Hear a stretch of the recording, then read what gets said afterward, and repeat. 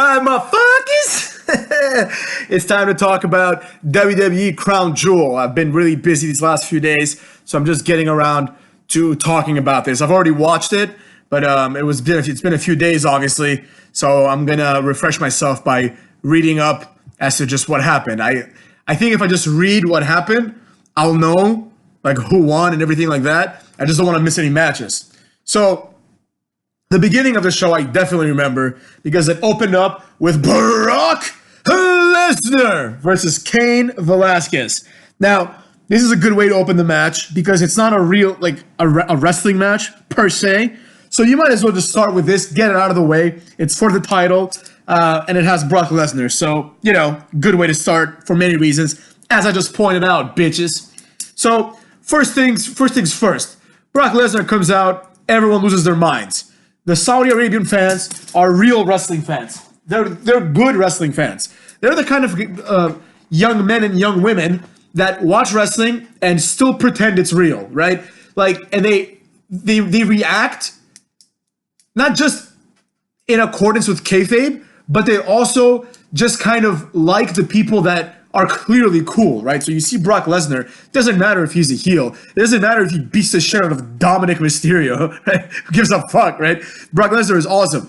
Brock Lesnar comes out looking like $1,000,000, in my opinion, looking the best he's ever looked. He just looked like more beastly than usual. Then Rey Mysterio's music hits, and then after that we get Cain Velasquez's like generic Hispanic music, right? He comes out, he looks like completely sloppy. This guy is done, man. He is done. His career should be over, right? Like, he beat Brock Lesnar 10 years ago. I couldn't even believe it had already been 9 years, right? He beat Brock Lesnar 9 years ago when Brock Lesnar was dying from like diverticulitis. Cain Velasquez is not a UFC legend. No matter what like Cormier and like Dana White tell you, he is not a UFC legend. He fucking sucks ass, right? He just got knocked out by Francis Ngannou. He came back as if he was going to be this big deal again. And some people really believe that. He just looks sloppy, man. The sport has changed completely. It was a different time 10 years ago when Brock Lesnar could just become champion, like as a hobby, right? And then, of course, he loses to someone like Cain Velasquez, who isn't doing it as a hobby, but isn't that great, right? Like right now, I have no doubt in my mind that if Cain Velasquez and Brock Lesnar fought, Brock Lesnar would destroy this guy. He's just a sloppy little jabroni. Like, he's like 6'2". He's not even this like huge guy, right? Match starts.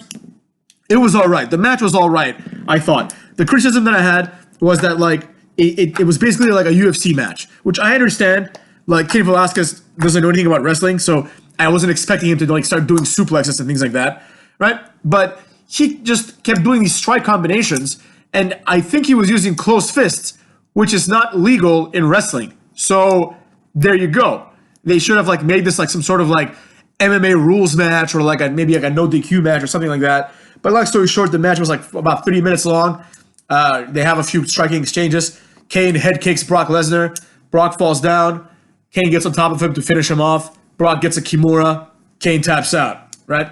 Then like Rey Mysterio comes in and starts beating up Brock Lesnar with a chair after Brock Lesnar hits the F5 on Cain Velasquez. In my opinion, this was just all dumb, but I'll get to that on my SmackDown review, which is coming up next after this video, because it overlaps a lot. SmackDown overlapped a lot with this because this was like a pay-per-view, but it was like on a Thursday or like whatever Halloween was. I think it was a Thursday, right? So it was basically before SmackDown. So SmackDown was like the show after this pay-per-view, so there was a lot of overlap. The announcers kept saying like, "Oh, Brock Lesnar got his revenge. Lesnar got his revenge." Like this was like it was good for what it was, considering Cain Velasquez isn't a wrestler.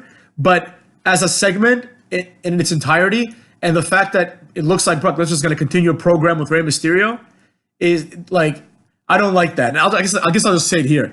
If Brock Lesnar is going to continue wrestling Rey Mysterio, it would have made more sense to have that first, right? To have Lesnar wrestle Mysterio first, destroy him, and then Cain Velasquez comes out. Not like Cain Velasquez comes to save Mysterio, Lesnar beats Cain Velasquez, and now goes back to Rey Mysterio. And then after that, what's going to happen? Is it going to be Brock Lesnar in a stretcher match versus like Dominic Mysterio? No, dog. That's fucking stupid.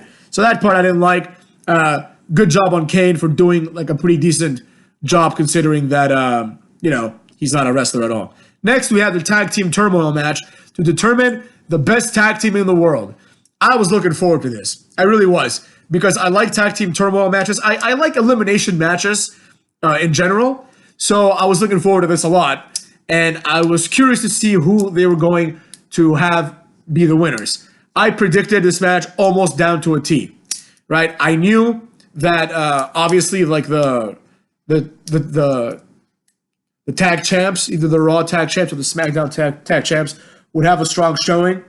And I figured what would happen was that, especially once they said that the Revival is going to be defending their titles against the New Day, I figured that what would happen was exactly that perhaps New Day eliminates the Revival, because I didn't think Revival was going to win, and I didn't think New Day was going to win. So I figured the New Day, takes care of the Revival, and the Revival like beats them up post-match, which allows like a heel team to come and pin New Day, and then I figured that heel team would then lose to the last team, which would be the Viking Raiders. So I had that almost down to a T, because everything I just explained happened, except instead of winning, the Viking Raiders eventually jobbed out. So we'll just go over what happened with this match, like phase by phase, motherfuckers. So the match starts. First up, we have Dolph Ziggler and Robert Roode, the makeshift tag team. This needs to end immediately. Against the Lucha House Party, Grand Metal League, and Lince Dorado. Nothing special here. I would have honestly put Lince Dorado and Grand Metal League over, because they're like an actual tag team. They're part of an actual group with a name. Like, one of the things a group needs is a name, right? A name, a theme song that they all share, and a tag finisher. So out of all those three things, Roode and Ziggler only have like a tag finisher or two, you might argue, right? So they have the little spine buster zigzag combo, and the super kick into the glorious DDT kind of. So whatever, it is what it is.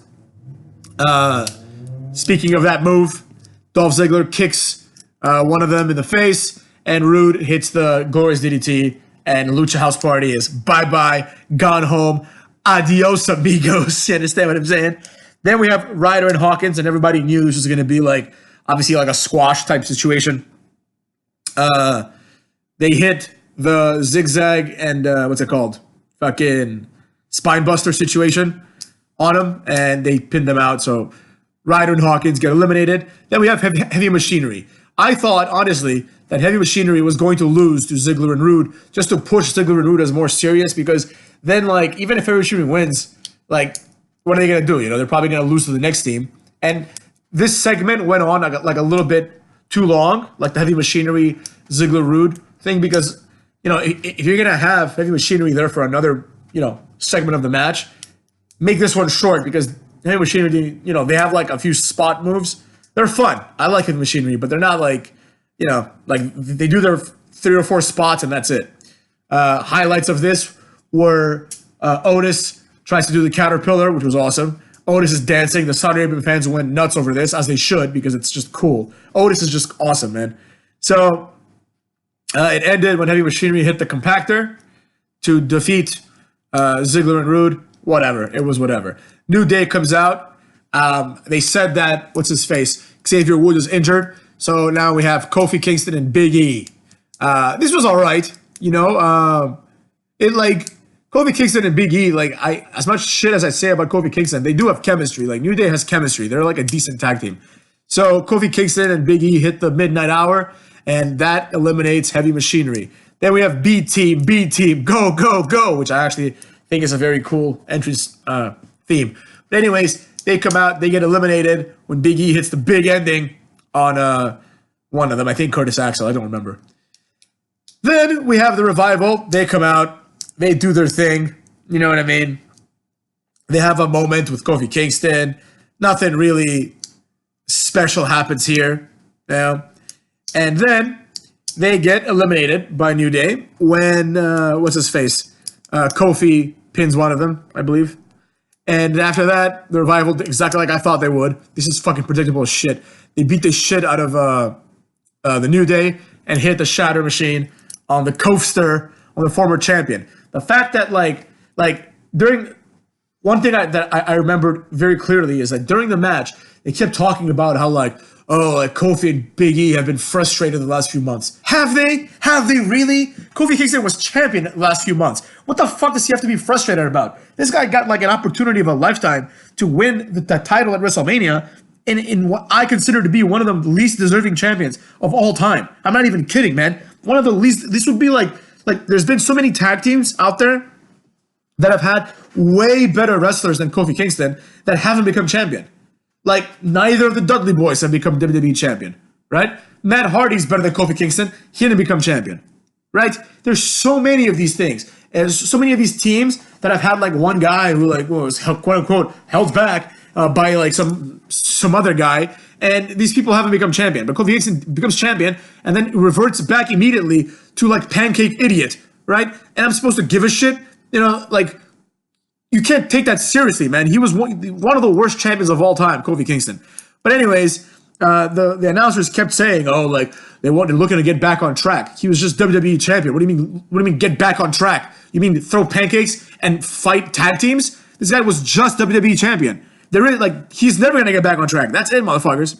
Like, Kofi Kingston shouldn't be concerned on getting back on track by winning the Smack Team titles, motherfuckers. He should be looking to get back on track by going after Brock Lesnar and trying to take his title instead of letting Cain Velasquez just cut in line. Oh, by the way, I just remembered this. It just hit me.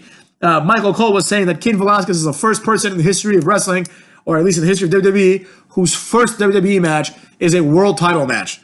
That just kind of like made me sick to my stomach. I'm just thinking to myself, there's an entire thing called the Royal Rumble that one has to win in order to get like a title match. There are people out there, like I'm not saying that they should have been champion, but there are people out there that have never had a title shot at all. Like straight up, you know, like people are like, oh, Kofi Kingston never had like a real title shot. There's people that have never even been in a title match, like fucking Funaki, right? When was Funaki? When was Perry Saturn ever in a world title match? You know what I mean? Chris Benoit had to like spent his entire career to finally be in like 2 title matches before he finally got his push, you know? So I don't like the fact that Cain Velasquez just jumped the fence. I get it. It is what it is. It didn't have to be for the title.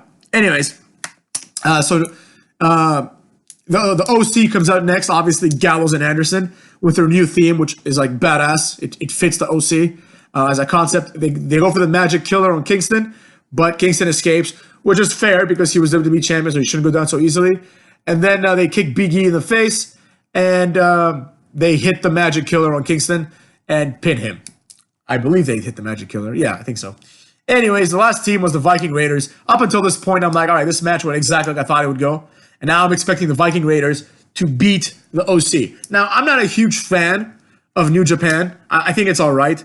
But I like Gallows and Anderson, because they're like a real tag team. You know, they were signed as a tag team, kind of like the Viking Raiders too, don't get me wrong. But they're like a real tag team, and a tag team that, you know, they jumped the line. They didn't get to go to NXT, and they went directly to, like, I think Raw, right? And then they started jobbing to everybody. You know, like they put the best part of their career was when they took out the Dudleys permanently from WWE, which I hated because the Dudleys are like my favorite tag team of all time. So, you know, that made me hate them, but I still appreciate them as a tag team, and they deserve more than what they've gotten. You know, they should have never done those stupid ass, like, they're 2 doctors and like 2 goofball, you know, vignettes and all that stupid shit. But this was finally their moment, or so it turned out. But during this match, I was so convinced that the Viking Raiders were gonna win that I was just like, man, this is so dumb. Like, they did all this, so the last team comes out and just beats like Gallows and Anderson, and by beating Gallows and Anderson, they declare themselves the best tag team in the world, right? Because they didn't wrestle anybody else, right? It's just foolish. So, you know, but I'm glad that that's not how they booked it, right? I'm glad that they had Gallows and Anderson beat the Viking Raiders, because during the match, I kept thinking to myself, man, all right, dude, like the Viking Raiders are undefeated, you know? And I'm just thinking to myself, like, why can no one beat them? You know, I get it, like they're supposed to be like this big deal, but why can't no one beat them? Like, they should have lost a match, and they finally did. You know, the match ended when one of them, I forget which one, but one of them was going to do a move on Gallows, and Carl Anderson just does like a little chop block to the guy's knee, and they pick him up and hit him with a Magic Killer and pin him with that. I don't think that anyone has kicked out of the Magic Killer, and they shouldn't. Nobody should be kicking out of double team finishers, by the way, motherfuckers, right? The 3D, one of the greatest moves of all time. No one kicked out of that until that idiot Chris Sabin did in TNA, and then it was set up for an entire angle in between Devon and Bully Ray. So I enjoyed this a lot, actually. I will be honest. I enjoyed it mostly because of the fact that the winners were a team that I thought should have won, and that this actually felt like it meant something, right? This was all the tag teams basically, and Anderson and Gallows, quote unquote, beat them, and now they can call themselves the best tag team in the world. And another thing, the fact that they won, this is something that can be used to further a storyline. Kind of like, for example, when they had the Best in the World tournament that Miz and Shane, quote unquote, won together, kind of, right? That set up an entire angle, in my opinion, the best angle of that WrestleMania, right? And also the best match, one of the best matches of that WrestleMania between Shane and Miz, right? So it wasn't just like, oh, let's placate, the idiot Saudi audience. I got a lot to say about that. It's gonna be a long video, motherfuckers. So yeah, it wasn't just to placate them, kind of like the greatest Royal Rumble that Braun Strowman won. That was foolish. That was just like whoever's in charge of like the shows on the Saudi Arabia side was like, we want to do something that's bigger than ever, right? Because that's how we roll. So they did the biggest Royal Rumble. Braun Strowman won like a belt for it. He didn't get a title shot or anything like that. It was just stupid, right? Whereas the Best in the World that Shane McMahon won led into like an entire gimmick and an entire storyline with him and The Miz, and beyond that to him versus Kevin Owens. You know what I mean? So that's how that worked, and I think this could work the same way. But motherfuckers, this can only work the same way if and only if the team that wins the best tag team in the world is a team like the OC. If, for example, I don't know, the B team won, that actually could be some sort of like comedy angle of like we're the best in the world. B stands for best. Actually, I just booked it there. But if the Viking Warriors or whatever what the fuck they're called now, if they won, that doesn't fit with anything. It makes no sense. Like, what would be the point? It's just these two idiots who think they're Vikings for some reason, right? In one throwaway episode of Raw, like one of the announcers was like, Eric and Ivar are trained in like Viking martial arts. Are they? Are they really? Get the fuck out of here with that nonsense, right? This would make no sense. So like an arrogant, cocky team like the OC, right, are a good fit for this. And not only that, with AJ Styles being the US champion, right, this sets up like all three of them as winners, right? So it legitimizes them, and they're obviously like a group that should be legitimized because they're actually entertaining, and AJ Styles is fucking awesome. I actually like him out of all the indie guys. I like him a lot. Let's see here. Next, we had, oh God, don't even get me started on this. Mansoor versus Cesaro. Obviously, Mansoor was going to win. There was no doubt in anyone's mind. Cesaro, like, this match, in my opinion, was a complete and utter waste of time. I understand the Saudi Arabians like Mansoor. I would too if I was a Saudi, but it was a complete waste of time because he fought the obviously underutilized and underrated Cesaro. And the problem with this is this. Cesaro is not credible enough anymore to serve as a stepping stone for Mansoor. That makes no sense, right? Mansoor beating Cesaro is a big deal only because he beat a main roster guy. But he beat, like, honestly, he arguably beat the least relevant member of the main roster. Right, Cesaro. I don't even think he was drafted. Was he even drafted? Like in the draft? Like, this is less relevant than beating up like Buddy Murphy, But imagine putting him against Buddy Murphy, right? Nobody would give a fuck. Cesaro at least looks like a man, So, and has some sort of credibility. He's like a former tag champion, a former US champion, whatever, right? So, I did not like this for the reason that Mansoor wins nothing out of beating Cesaro. And Cesaro loses a lot by losing to Mansoor, and Cesaro is clearly the superior wrestler. Now, I will say, motherfuckers, I will say this. I don't like Mansoor. I don't like people being pushed for, like, nepotism reasons or for, like, let's placate to the Saudis because they're simple. Oh, the Saudi guy won. Aren't we a great people, right? But I will say that Mansoor is decent in the ring. I don't have anything against this guy. You know what I mean? Like, as a matter of fact, I compare him to Ali a lot because, to me, they look exactly the same. But I think he's better than Ali. Like, this guy, he doesn't botch. He oversells the same way that Ali and like Dolph Ziggler do. but at least he has an excuse. He's like a new guy. You know what I mean? Like he's not like this veteran like Dolph Ziggler, and he's not like a guy like Ali who's been on TV like for years now, right? And oversells like an idiot. Maybe Mansoor can learn something. After the match, Mansoor cuts a promo saying like it was half in Arabic and mostly in English, and he says like we did it. It was kind of like pretentious because he was like, we always dreamed that we'd have a Saudi Arabian wrestler. Did we? Did we really? And not only that, but like you can't really say that when you are that wrestler, right? It's just so arrogant. It's like we always knew that one of us could make it, and I am that one. It's just kind of corny, right? So I did not like this segment at all. The match itself was all right, but the fact that obviously Mansoor was going to win, and the fact that like Cesaro was going to be buried, and the fact that I knew he was going to cut a promo and it was going to be kind of cringy, all that kind of ruined the moment for me. Especially considering the fact that if you were to take Mansoor out of this match and think to yourself, where could I put Mansoor in this card? Because obviously he had to be somewhere. There were so many places that he would have fit in way better, right? Especially fuckers, if you have any aspirations to build Mansoor up to some sort of main roster or at least NXT guy, right? There's things he could have done to put him over. And I think we're going to get to them pretty soon. But first, Braun Strowman versus Tyson Fury. This match was fantastic, considering what it was, motherfuckers, right? You weren't expecting a technical masterpiece here, but there was a few little nuances that were great. Braun Strowman was able to pick up Tyson Fury like he was nothing, even though Tyson Fury is a big, big dude, right? And Tyson Fury, during the match, he did a lot of big boot type moves, right? And at first I'm like, this makes no sense kayfabe wise because he's a boxer. He shouldn't be kicking people, right? But of course, it hit me a little bit later. Of course it made sense. The punch is going to be like his finisher. It's going to be the thing that ends the match, right? So if he's throwing away these free punches, right, then the finisher will not be sold correctly, right? It will make no sense. Like, why did the first punch, kind of like when Big Show does a WMD, right? Like, when he started doing that, he stopped punching people because, like, as normal moves, because that's his finishing move now. You can't do it, right? So there you go. The match was whatever. It ended well, I thought. Like, Braun Strowman didn't, I mean, obviously he looked weak. Braun Strowman is basically a jobber now. There's nothing like Braun Strowman, there was a part in the match where I'm thinking to myself, like, I would have the same chance of beating Braun Strowman as Tyson Fury does.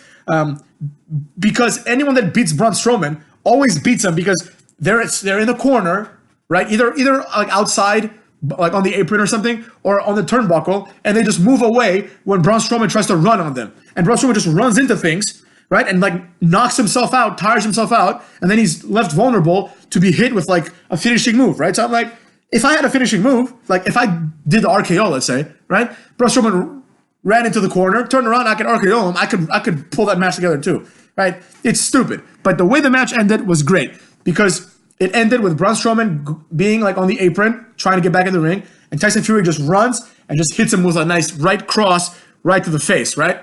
And Braun Strowman sold it well because he like jumped off the apron and fell to the ground, right? And then he was trying to get up, and the ref was counting to 10. This was brilliant because it mirrored like obviously like a 10 count in boxing, right?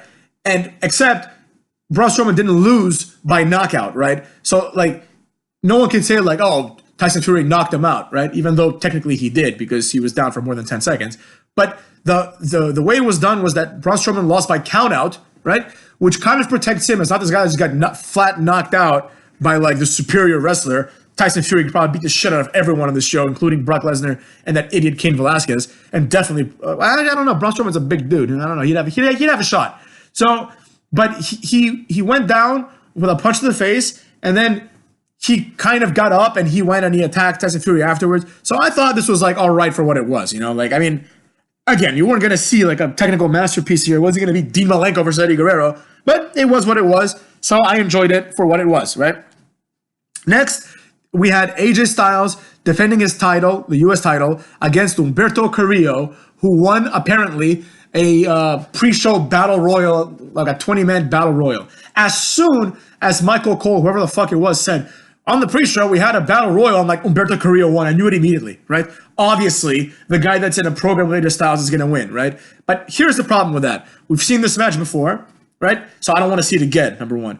Two, I was thinking to myself, will they really give the title to Humberto Carrillo this quickly, like he just comes into Raw and becomes champion, because I couldn't understand why they would do this match again, right? Especially, here it is, motherfuckers. Here it is. If you wanted to put Mansoor over, here's what you do, right? You take Mansoor, you have him win the 20-man battle royal for the U.S. title, right? There you go. That goes on after he wins, like, whatever, the biggest battle, whatever the fuck he won. That was like last Saudi Arabia pay-per-view.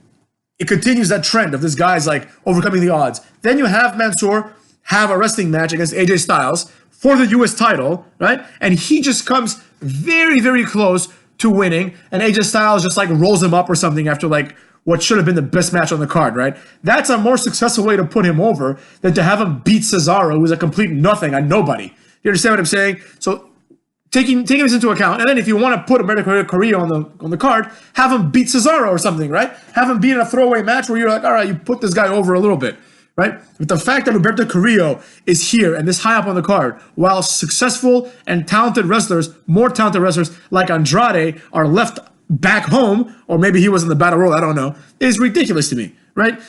This was a good place for Mansoor to be showcased, right?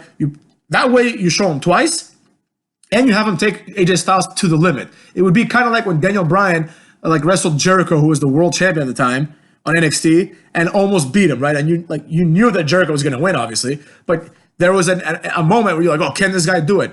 Can Mansoor almost win the U.S. title, motherfuckers, in Saudi Arabia, right? This booked itself. I can't believe they didn't even see this coming. So anyways, the match was all right. Styles wins. Obviously, I think he hit the phenomenal forearm. It was the same exact match as what's it called?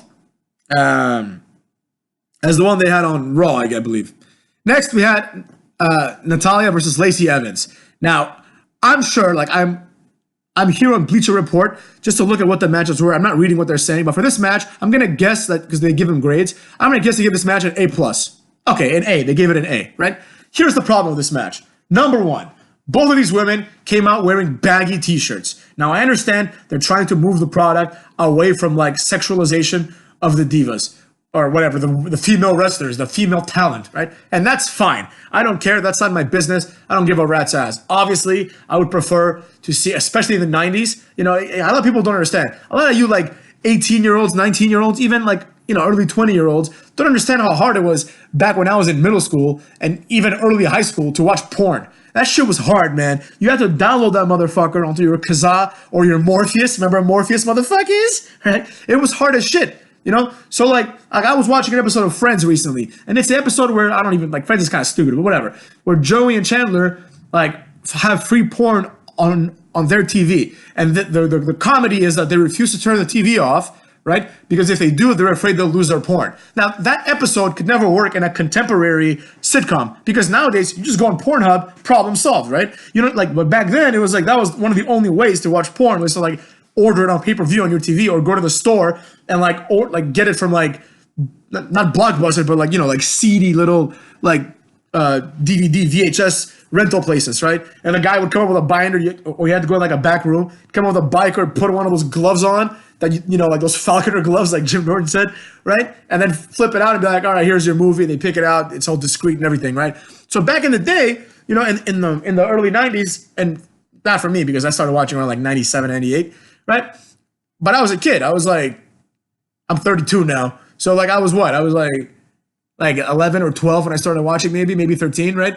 Like back then, it was impossible to like watch porn. So like, you know, you would watch like two hot ass women in thongs, like you watch Sable, and you'd lose your mind. That's another reason people nowadays are like, I don't understand why female wrestling has to be sexualized, because back then there was no other alternative, motherfuckers. It like now you neckbeards can go and be like, oh, I want to see like Hikaru Shida versus Riho and Britt Baker have like, you know, a boring, like, fully clothed match because afterwards I'm going to go watch My Little Pony and then whack off on, like, hentai and whatever the fuck you idiots do, right? Back then, we didn't have that option. Internet porn was hard to find, motherfuckers. You couldn't find videos. You'd have to find, like, a pic, you know. It was hard out there. So that's why that was important. Now, that mini rant out of the way, these women were covered. I don't care because now we have porn and now I'm old enough where, like, you know, I don't need to, like, jack off. Let's be real, right? I can have sex and stuff like that. When I was 13, it was a little harder to have sex back in the day. So there you go. But the problem wasn't even that they were covered. The problem was this: they were covered to placate the Saudi audience, right? Now I get it. Cultural relativism, every culture is like equally valid. No, they're not, motherfuckers. Deal with it, right? One of my good friends and I were talking like a while ago, and she was telling me, hater, she called me by my real name, but you know what I'm saying. She was a hater, like, you have to respect all cultures. This is how she and I became friends, actually. I was like, no, I don't. And as a matter of fact, I don't respect all cultures. There's certain cultures that I actively disrespect. If your culture says that a woman is raped and therefore I'm going to stone her to death, I have no respect for that culture whatsoever. Not only do I not have respect for that segment of the culture, I don't really have any respect for the rest of your culture because it's combined with that kind of what I consider to be savage thinking, right? Now, this is not on the same level as stoning women for being raped or for cheating on their husband. Obviously, this is just like, it's more of a modesty thing. It's like, we don't want our women to be like, uncovered, because that's fine. I'm totally cool with that. But I don't like the WWE, basically bends over to the will of the Saudis for money, right? I don't like that. Normally, that'd be cool. Like if AEW did it, I'd be like, that's expected, Cody Rhodes bending over, not the first time, motherfuckers. But Vince McMahon is not that kind of guy. Vince McMahon is the guy that would actively argue, against several significantly powerful groups saying that wrestling is too edgy, or the portrayal of women this and the portrayal of homosexuality and all these other things, right? He would argue staunchly against that, and now he's cucking out, and I don't like that, motherfuckers. So this was presented as if it was this huge victory for women everywhere, right? No, motherfuckers, it's not. That's like the most ridiculous narrative ever, right? Just the fact that two women wrestled in Saudi Arabia means absolutely nothing to me, right? And it should mean absolutely nothing to women everywhere in the world, and it should mean even less to Natty and whatever, Lacey Evans, right?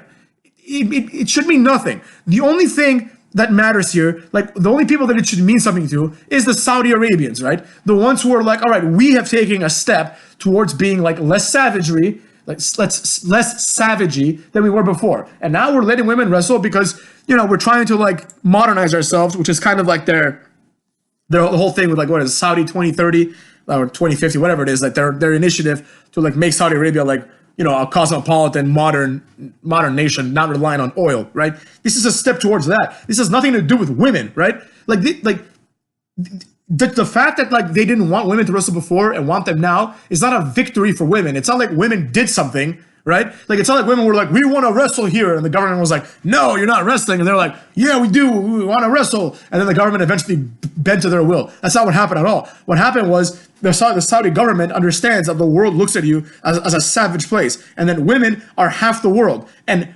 Western tourists, right, half of them are women. So why the fuck would I and my girlfriend, let's say, ever consider visiting Saudi Arabia if she has to wear a hijab? No thanks, fam. So they're trying to change the narrative. But the way the WWE framed it was, wow, what a victory for women, right? The way that Saudis should have framed it, if they're smart, is, wow, we are coming along a long way, The women were just a medium to get the point across that Saudi Arabia is becoming more and more cosmopolitan and more liberal, right?